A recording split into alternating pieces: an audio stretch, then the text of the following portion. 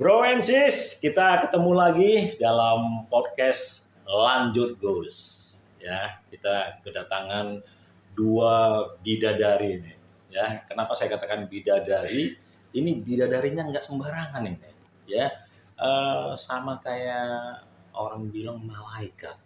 Ya, malaikat yang dalam posisi ya saya waktu caleg calon legislatif 2024 ini ya sedang banyak pikiran gitu ya kusut. Nah, ada beberapa yang saya katakan bidadari tadi ya angels malaikat. Nah, diantaranya ya dua bidadari ini kita hadirkan bidadari yang ya cakep lah ya, keren.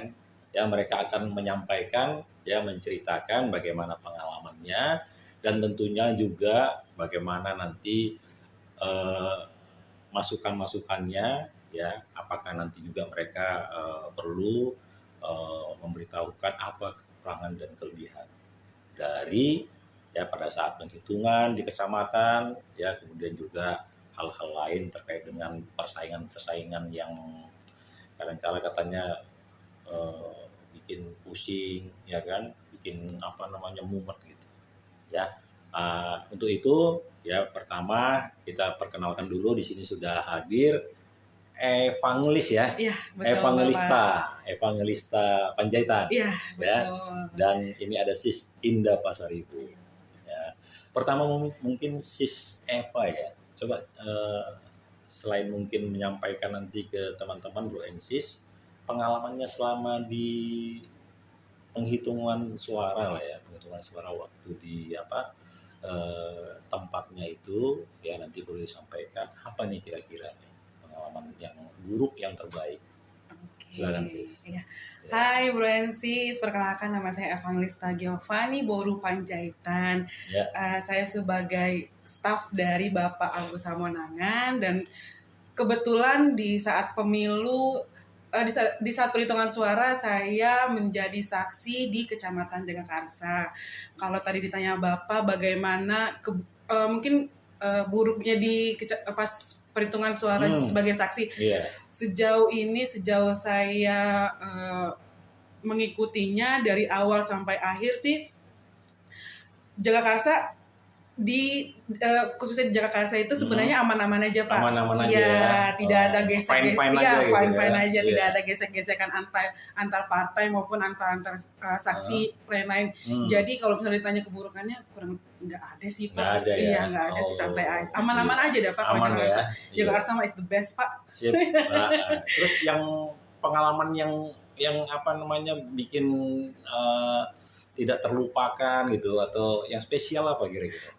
Kalau pengalamannya kebetulan kan saya pertama kali menjadi saksi nih Pak. Seumur hidup baru pertama kali? Iya, baru pertama kali bergabung di dunia politik juga nih Pak.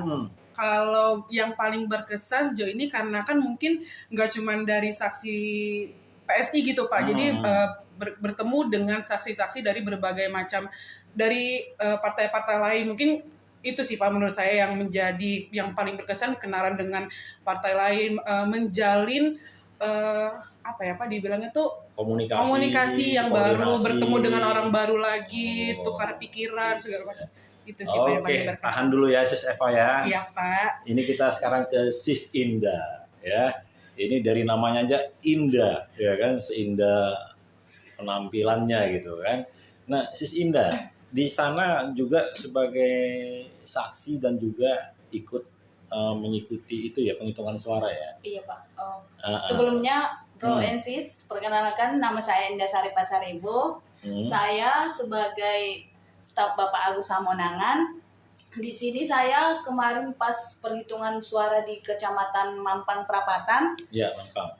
Mampang Perapatan itu Pak, pas perhitungan suara itu di sisi lain menurut saya itu KPPS-nya kurang meneliti cara perhitungan suaranya. Iya. Nah, terus di sisi lain. Tapi profesional ya? Iya Pak. Tapi di situ KPPS-nya memang ramah. Tapi dalam perhitungannya itu selalu ada masalah Pak. Oh. Iya.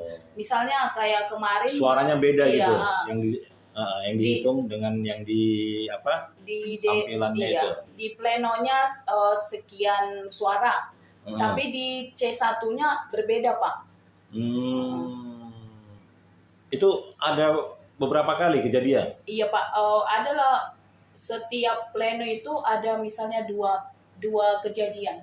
Oh, itu pengaruhnya ini ya, bikin ini juga ya, persoalan dan akhirnya marah-marah orang di situ. Apalagi kan itu kan 17 partai ya. 17 partai di setiap partainya itu ada juga yang gitu Pak, suaranya beda-beda di C1, beda di plenonya beda gitu.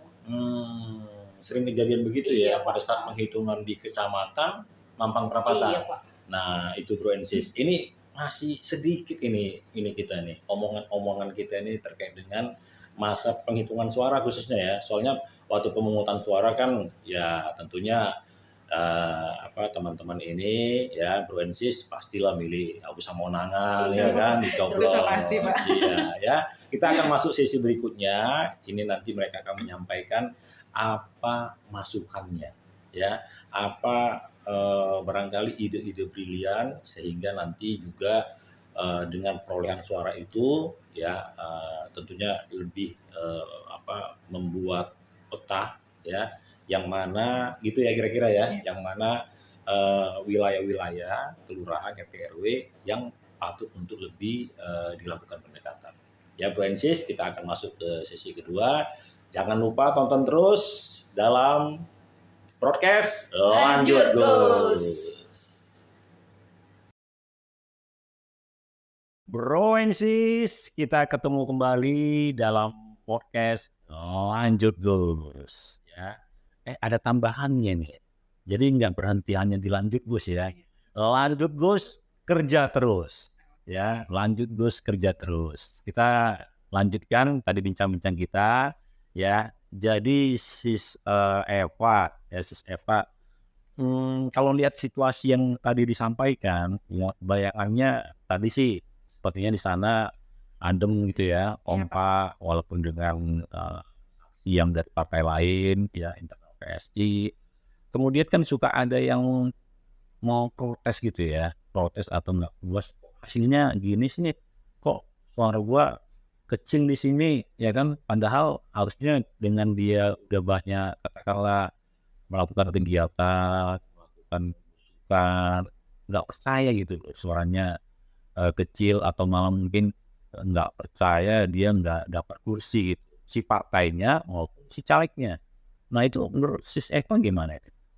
Oke, kalau untuk menjawab itu siapa ya balik lagi sebenarnya Pak, itu kan namanya pemilihan itu kan itu berdasarkan dari hati masing-masing tiap orang ya Pak, tiap manusia, tiap perorangannya. Jadi si pemilih si pemilihnya. Iya. Jadi kalau misalnya mungkin dari kita mungkin tim Bapak sendiri gitu kan, oh kayaknya kurang gitu, kayaknya nggak mungkin deh cuma segini aja gitu kan.